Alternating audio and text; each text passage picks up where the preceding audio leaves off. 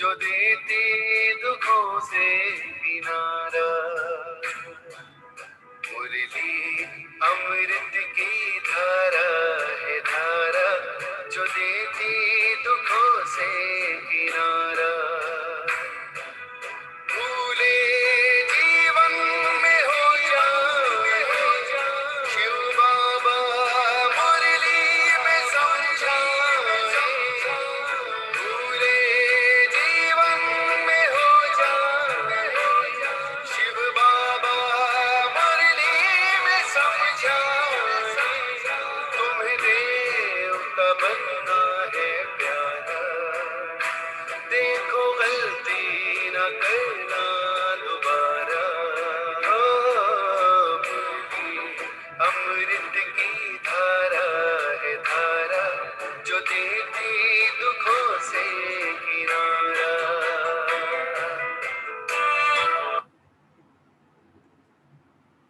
ओम शांति। ओम शांति। ओम शांति। सभी रिलैक्स होकर बैठे, बुद्धि को चारों तरफ से हटाकर पूरा ध्यान भ्रुकुटी के मध्य में। ये मुझ आत्मा का निवास स्थान है। मैं आत्मा इस शरीर की मालिक हूँ। मैं आत्मा इन कर्मेंद्रियों की मालिक हूँ। मैं आत्मा बहुत भाग्यवान हूँ। कोटों में कोई और कोई में भी कोई भाग्यवान आत्मा हूँ कि परम पिता परमात्मा ने मुझे पहचाना है, मुझे अपना बनाया है, रोज मुझे गुणों से, शक्तियों से, ज्ञान से भरपूर करते जाते हैं। शुक्रिया मेरे बाबा, शुक्रिया मुझे अपना बनाने के लिए, मुझे रोज पढ़ाने के लिए, मुझे पतित से पावन बनाने के लिए। तो इसी नशे में स्थित होकर वाह मेरा भाग, वाह मेरा बाबा, वाह ये ड्रामा।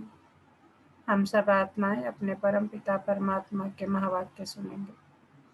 ओम शांति। आज 28 जून 2021 बाबा के महावाक्य है। पहले सुनते हैं मुरली का सार। मीठे बच्चे, अपने को आत्मा समझ आत्मा से बात करो तो फूल में खुशबू आती जाएगी, देह अभिमान की बदबू निकल जाएगी। क्या कह रहे हैं बाबा? अपने को आत्मा समझ, अपने को भी आत्मा समझना, जिससे बात कर रहे हो उसे भी आत्मा से बात करो तो फूल में खुशबू आती जाएगी, और देह अभिमान की, जो हमारी फूल क्या हमारी आत्मा, उसमें खुशबू आएगी और देह अभिमान की बदबू निकल जाएगी। प्रश्न है, अपनी खुशबू चारों ओर फैलाने वाले सच्चे फूल व परवाने कौन है? अपनी खुशबू चारों ओर फैलाने वाले सच्चे फूल व परवाने कौन है? उत्तर है, सच्चे फूल वह जो अनेकों को आप समान खुशबूदार फूल बनाए। बाबा कह रहे खुद तो बनी गए हो, लेकिन औरों को भी बनाए। श्रीमत पर चल, क्षमा पर जल मरने वाले, अर्थात पूरा पूरा बलिहार जाने वाले।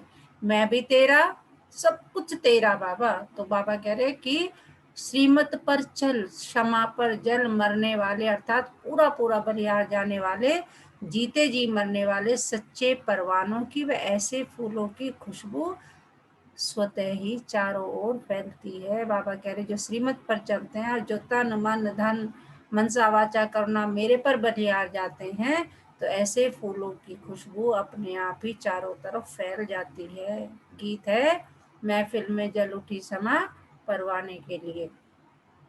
ओम शांति। जैसे परवानों ने गीत सुना, हम सब क्या परवाने, परवाने कहो फूल कहो, बात एक ही है।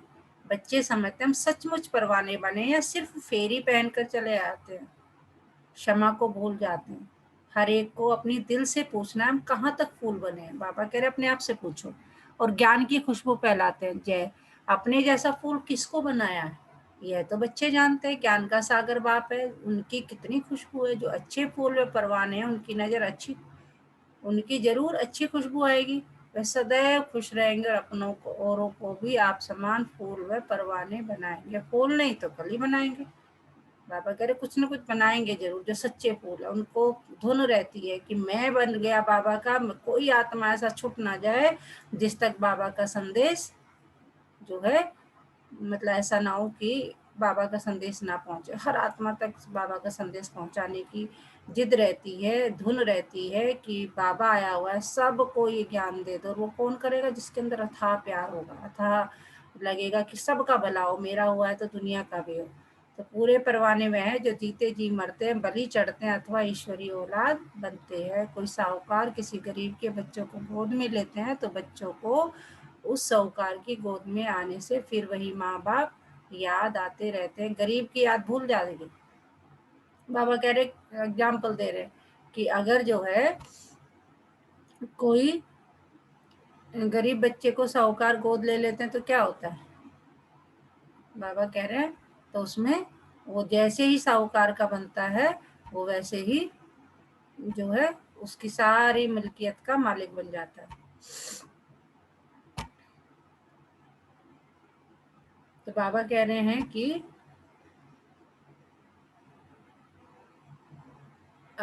तो कोई साहूकार किसी गरीब के बच्चों को गोद में लेते हैं तो बच्चों को उस साहूकार की गोद में आने से फिर वही माँ बाप याद आते रहते हैं और गरीब की याद भूल जाएगी। जानते हैं हमें हमारे माँ बाप गरीब है, परंतु याद साहूकार माँ बाप को करेंगे जिससे धन मिलता है। साधु सन्यासी आदि वे साधना करते हैं मुक्ति धाम में जाए, सब मुक्ति के लिए पुरुषार्थ करते हैं परंतु मुक्ति का अर्थ नहीं समझते। कोई कहते हैं ज्योति ज्योत समाएंगे, कोई समझते हैं पार निर्वाण धाम जाते हैं। निर्वाण धाम में जाने को ज्योति में समाना या मिल जाना नहीं कहा जाता। तुम समझते हो, हम दूर देश के रहने वाले हैं, इस गंदी दुनिया में रहकर क्या करेंगे? बाबा कह रहे सिर्फ ये बात तुम समझते हो। बच्चों को समझाया, जब कोई से मिलो तो ये समझाना पड़े कि यह बना बनाया ड्रामा है। बाबा कह रहे मैं तुम्हें समझाता हूँ, जब भी ज्ञान की शुरुआत करो तो यही है कि ये सब बना बनाया ड्रामा है। सतयुग, त्रेता, फिर संगम युग। यह भी समझाया है सतयुग के बाद त्रेता का संगम होता है, वह युग फिरता है, यह कल फिरता है। बाप युगे युगे नहीं आते हैं।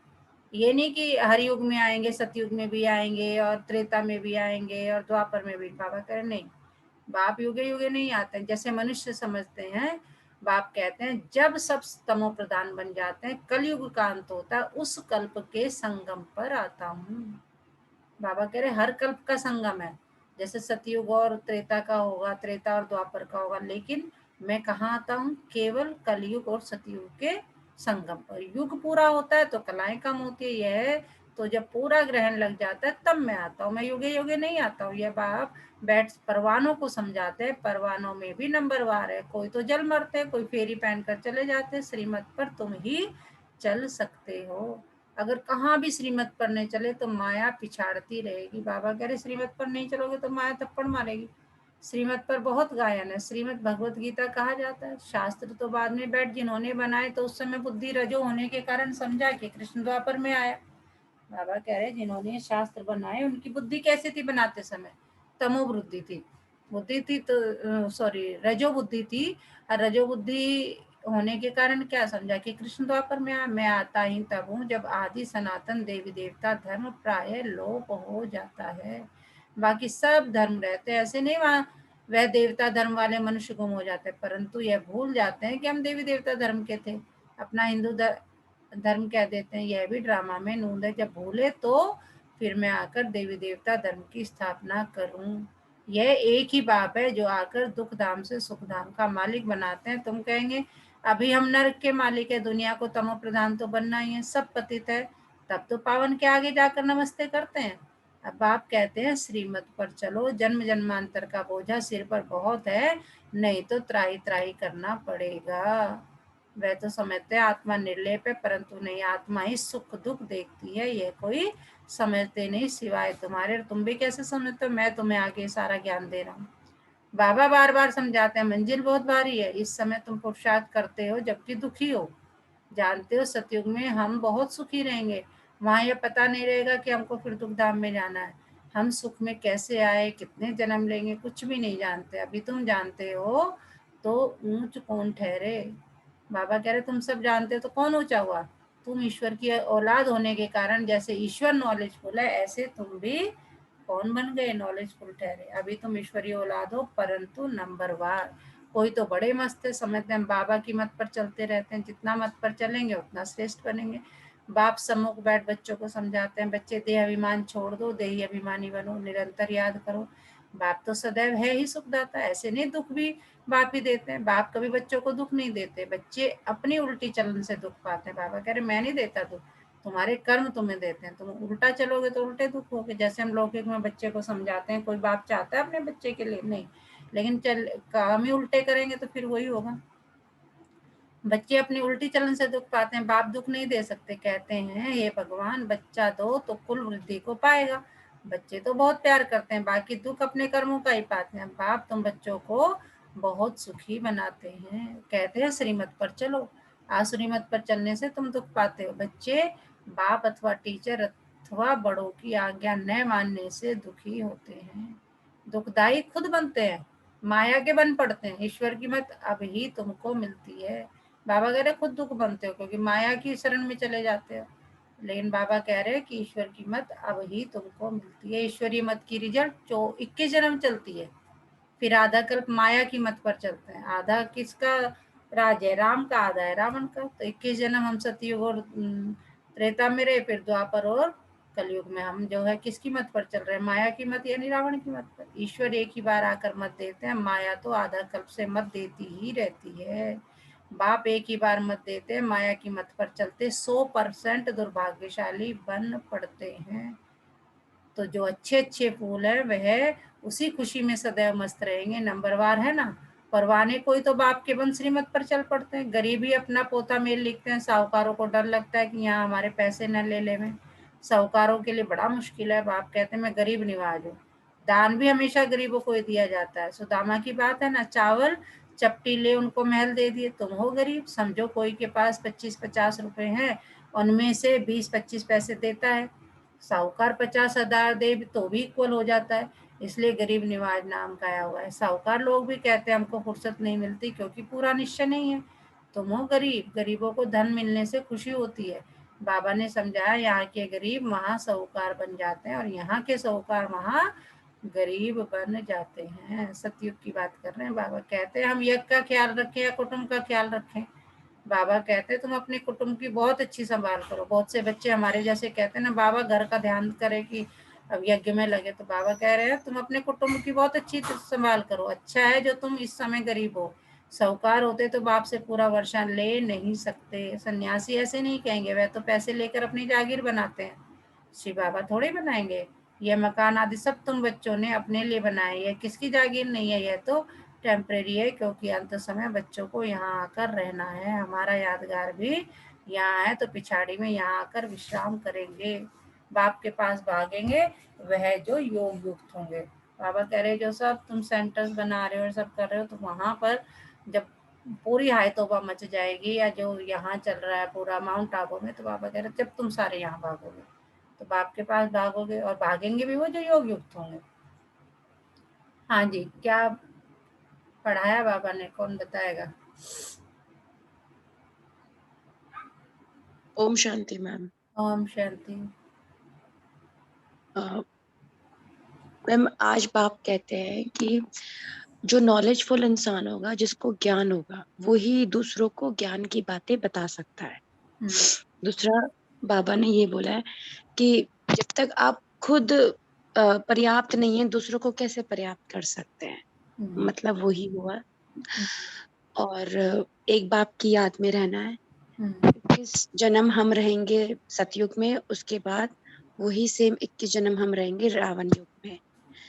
गृहस्थ जीवन को अच्छी तरह जन्म में नहीं, संभालते हुए। योग में आधा कल्प तो जो है हाँ जी, रामराज और आधा रावण राज। है रावण राज। जी।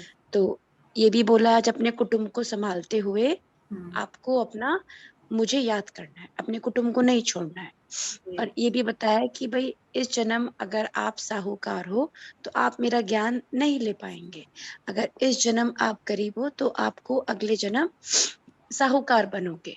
जी एक बाप की याद में रहना है, अपने आप को निश्चय करना है, अपने आप को आत्मा समझ, और हमें अपने शिव बाबा को याद करना। बिल्कुल। बाबा कह रहे हैं कि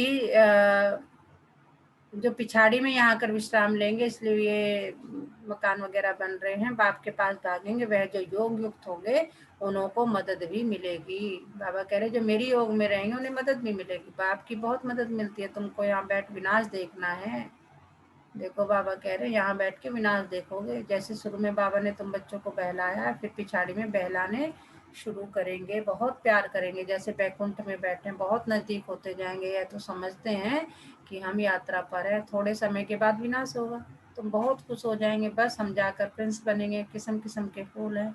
हर एक बच्चे को समझना चाहिए मैं कितनी ज्ञान की खुशबू दे रहा हूँ, किसको ज्ञान और योग की शिक्षा देता हूँ।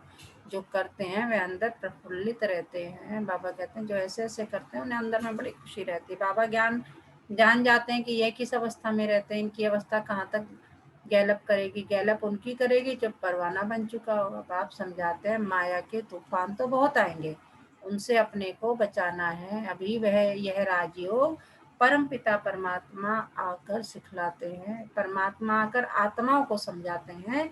आत्मा को ज्ञान है, मैं आत्मा अपने इस ब्रदर आत्मा को समझाती हूँ। हम सब क्या है, मैं मान लीजिए आपको सुना रही हूँ, तो मैं आत्मा अपनी ब्रदर आत्मा को समझा रही हूँ। आप किसी को समझा रहे हैं तो मैं आत्मा ब्रदर आत्मा को समझा रही हूँ। ये दिमाग में रहना चाहिए। जैसे परमात्मा बाप हम आत्माओं को बच्चों को समझाते हैं, हम भी आत्मा है। बाबा हमको सिखलाते हैं, हम फिर इन आत्माओं को समझाता हूँ। परंतु यह आत्मापन का निश्चय न होने से अपने को मनुष्य समझ मनुष्य को ही समझाते हैं। मैं परमात्मा तुम आत्माओं से बात करता हूँ, तुम आत्मा को सुनाते हो। तुम देही अभिमानी होकर किसको सुनाएंगे तो व्यक्ति झट लग जाएगा। बाबा कह रहे जब ये मन में करके कि मुझे परमात्मा मुझ आत्मा को सुनाते, मैं आत्मा अपने ब्रदर आत्मा को सुनाते, तो बाबा कह रहे ऐसे तुम बताओगे तो सामने वाले की समझ में जल्दी आएगा। तुम ऐसे देही अभिमानी होकर किसको सुनाएंगे तो वह तीर झट लग जाएगा। अगर खुद ही देही अभिमानी नहीं रह सकते तो धारणा करा नहीं सकते। ये बड़ी ऊंची मंजिल है। बुद्धि में यह रहना चाहिए कि हम इन ऑर्गन से सुनते हैं। बाप कहते हैं हम आत्माओं यानी बच्चों से बात करते हैं। बाबा का फरमान है अशरीरी यानी नंगे बनो, देह अभिमान छोड़ो, मेरे को याद करो। यह बुद्धि में आना चाहिए। हम आत्मा से बात करता हूँ, शरीर से नहीं। बल फीमेल है, उनकी भी आत्मा से बात करते हैं। तुम बच्चे समझते हो हम बाबा के तो बन गए, परंतु नहीं, इसमें बड़ी सूक्ष्म बुद्धि चलती है। मैं आत्मा हूँ, मैं इनकी आत्मा को समझाता हूँ। ये हमारा भाई है, इनको रास्ता बताना है। बाबा कह रहे ब्रदरहुड की फीलिंग होनी चाहिए। आत्मा समझ रही है ऐसे समझो, तब आत्मा को तीर लगे। देह को देखकर सुनाते हो तो आत्मा सुनती नहीं है। पहले यह वार्निंग दो कि मैं आत्मा से बात करता हूँ। आत्मा को न तो मेल न फीमेल कहेंगे, आत्मा तो न्यारी है। मेल फीमेल शरीर से नाम पड़ता है। जैसे शरीर में एंटर कर गया, फीमेल के शरीर में एंटर किया तो फीमेल हो गया। अदरवाइज तो आत्मा जो है, आत्मा बाबा कह रहे ना मेल है ना फीमेल है। जैसे ब्रह्मा सरस्वती को मेल फीमेल कहेंगे, शिव बाबा को ना मेल ना फीमेल कहेंगे। तो बाप आत्माओं को समझाते हैं। बड़ी मंजिल है, पॉइंट बड़ी कड़ी है। आत्मा को इंजेक्शन लगाना है तब देह अभिमान टूटता है, नहीं तो खुशबू नहीं आएगी, ताकत नहीं रहेगी। बात बहुत छोटी है, हम आत्मा से बात कर रहे हैं। बाप कहते हैं तुमको वापस जाना है, इसलिए देही अभिमानी बनो, मन मना भाव, फिर ऑटोमेटिकली मध्याजी भाव आ जाता है। अभी बड़ी सूक्ष्म बुद्धि चलती है। सवेरे में बैठ विचार सागर मंथन करना, दिन में तो सर्विस करनी है क्योंकि कर्मयोगी है। लिखा भी हुआ नींद को जीतने वाले बनो, रात को जागकर कमाई करो, दिन में तो माया का बड़ा बखेरा है। अमृत वेले वायुमंडल अच्छा है। बाबा को यह तो लिखते नहीं कि फलाने टाइम पर उठकर विचार सागर मंथन करते हैं। बड़ी मेहनत है। विश्व के तुम मालिक बनते हो, यहाँ तो हद के मालिक हो। पानी की हद पर भी कितना झगड़ा चलता रहता है, दुश्मनी लगी पड़ती है। आपस में एक दो को ब्रदर समझते नहीं, सिर्फ ऐसे ही कह देते हैं हम सब एक है। एक तो हो न सके, अनेक आत्माएं हैं, सबका अपना पार्ट है। तुम यहाँ बैठे हो, कल पहले भी बैठे होंगे। पत्ता हिला ड्रामा अनुसार, ऐसे नहीं पत्ते पत्ते को परमात्मा हिलाते हैं। ऐसी ऐसी बातें समझकर फिर समझाओ। हर एक समझ सकते हैं कि हम परवाना बने हैं। हम बाबा की मत पर चलते रहते हैं, फालतू बातों में बातें तो नहीं करते हैं। कहाँ अपना पैसा पाप की तरफ तो नहीं लगा रहे हैं। तो बाबा ये सारी हमें समझाने दे रहे हैं कि अपने से ऐसे ऐसे बातें करो। अच्छा, मीठे मीठे सिखिलदे बच्चों प्रति माता पिता बाप दादा का याद प्यार और गुड मॉर्निंग। रूहानी बाप की रूहानी बच्चों को नमस्ते। हम रूहानी बच्चों की रूहानी माता पिता बाप दादा को याद प्यार और गुड मॉर्निंग। नमस्ते बाबा, नमस्ते, शुक्रिया बाबा, शुक्रिया। हमें अपना बनाने के लिए, हमें रोज पढ़ाने के लिए, हमें पतित से पावन बनाने के लिए। तो इसी नशे में रह पाना था जो पा लिया, और क्या बाकी रहा।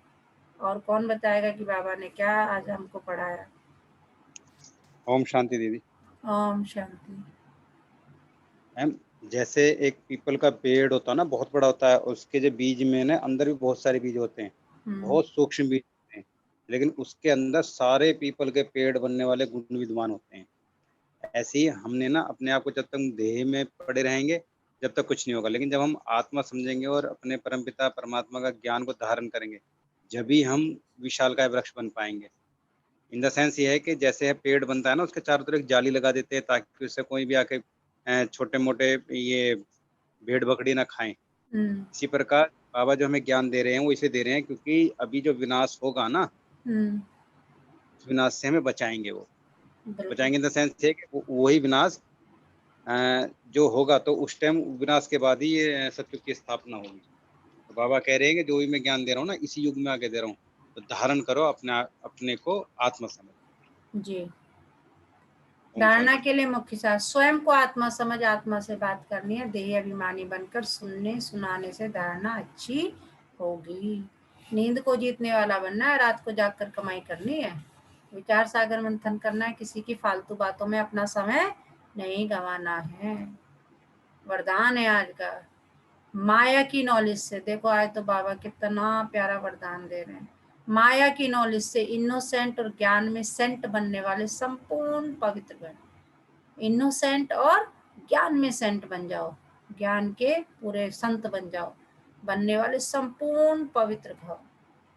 जैसे सतयुगी आत्मा विकारों की बातों की नॉलेज से इनोसेंट होती है, वही संस्कार स्पष्ट स्मृति में रहे तो माया की नॉलेज से इनोसेंट बन जाएंगे। अगर हमें ये याद रहे कि मैं कौन हूँ, मैं प्रेम स्वरूप, ज्ञान स्वरूप, शक्ति स्वरूप, ये सारी आत्माओं में पवित्र तो जो है, तो बाबा कह रहे अगर ये नॉलेज रहे तो माया की नॉलेज से इनोसेंट बन जाएंगे। लेकिन भविष्य संस्कार स्मृति में स्पष्ट तभी रहेंगे जब आत्मिक स्वरूप की स्मृति सदाकाल और स्पष्ट होगी। बाबा कह रहे लेकिन ये तभी होगा जब आपको क्या याद रहेगा कि मैं कौन हूँ, सतयुगी आत्मा हूँ, सतयुग में जाने वाली हूँ मैं, वहां महाराजा महारानी, मतलब अपने आप विचार सागर मंथन करना। बाबा कह रहे ऐसे ये तभी होगा जब जो भविष्य के संस्कार है कि मैं भविष्य में कहाँ जाने वाली हूँ, सतयुग में। सतयुग में क्या कैसा मेरा स्वरूप होगा, महाराजा महारानी, रॉयल रूप होगा, सब कुछ होगा। तो बाबा कह रहे वो स्मृति होगी तभी ऐसा होगा, तभी जब आत्मिक स्वरूप की स्मृति सदाकाल और स्पष्ट होगी। जैसे देह स्पष्ट दिखाई देता है वैसे अपनी आत्मा का स्वरूप स्पष्ट दिखाई दे, अर्थात